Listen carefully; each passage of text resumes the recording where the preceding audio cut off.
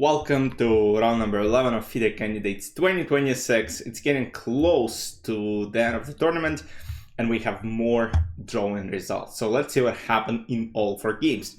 So Hikaru was playing against Wei E and Hikaru goes for knight f3. And we slowly transpose to the Catalan. Guys, I'll be posting recaps of Canadian Close Chess Championship that I just played. There's a lot of exciting things about it.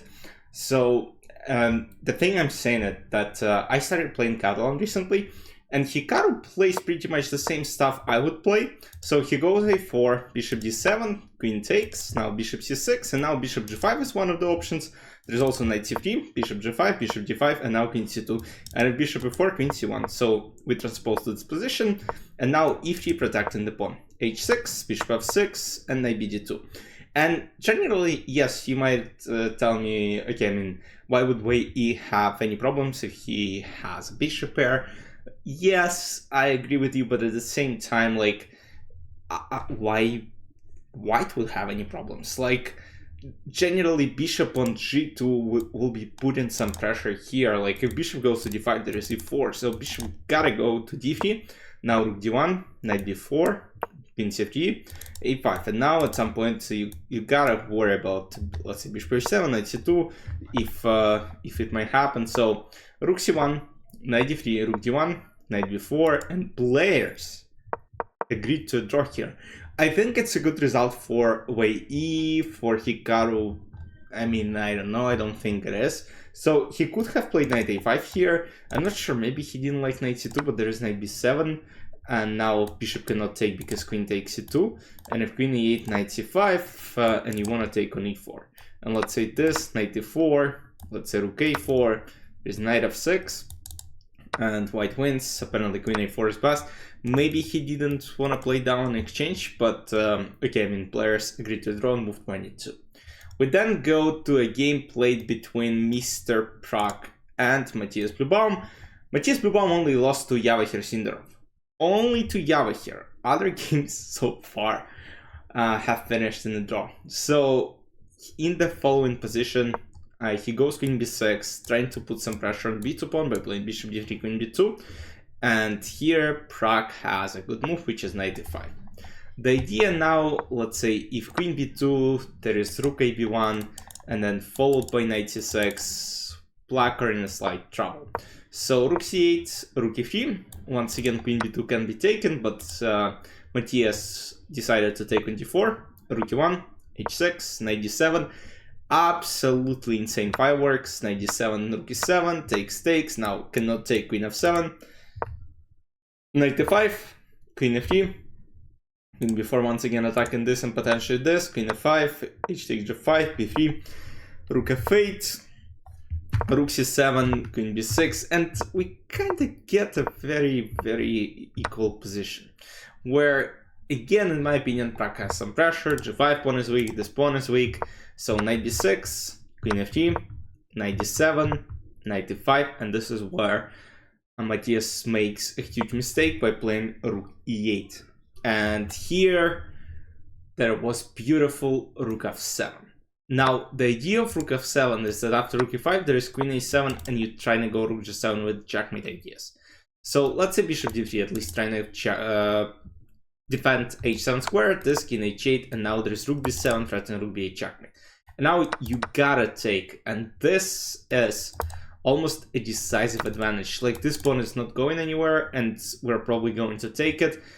And with queen, with a lot of checks, with wide open black king, it's gonna be tough to defend. Instead, queen f3 makes a lot of sense because you still wanted to attack, but after d4, this square is protected. So knight f7, rook f8, knight h6 takes, playing down a piece, but now queen g6 is coming. But bishop t3 sacrificing the bishop back. So the idea being is that now queen b8 and black takes the rook. So queen f5. Not letting this go.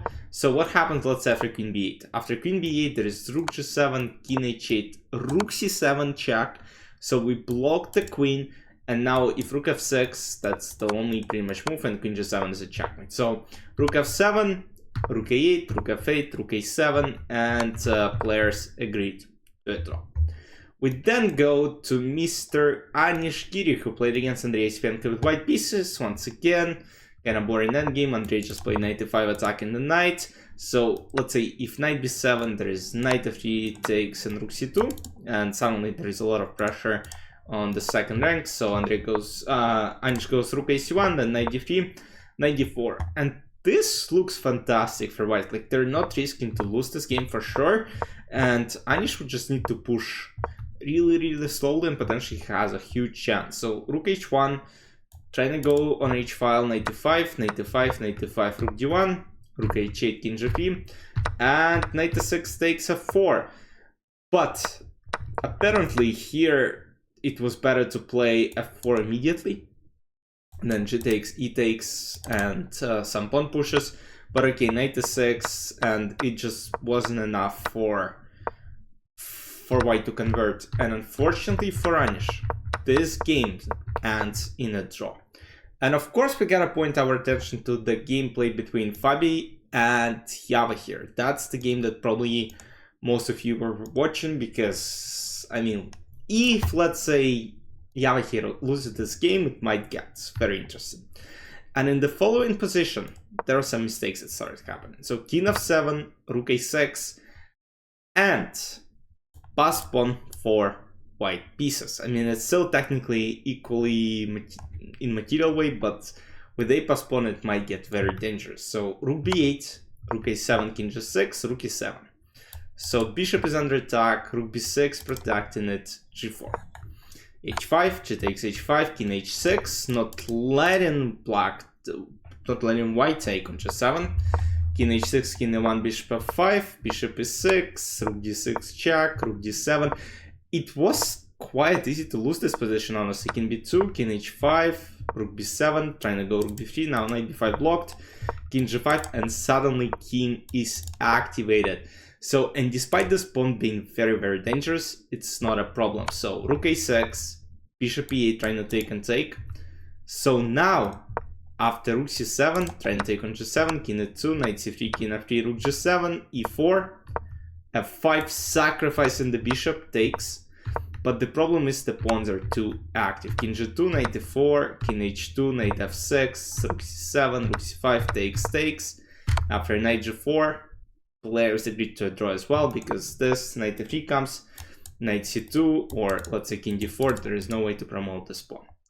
And after 11 rounds of play, what we got here is Javokhir Sindarov still leads the way with 2 points and 3 rounds to go. So, do I think it's over? I think it's over.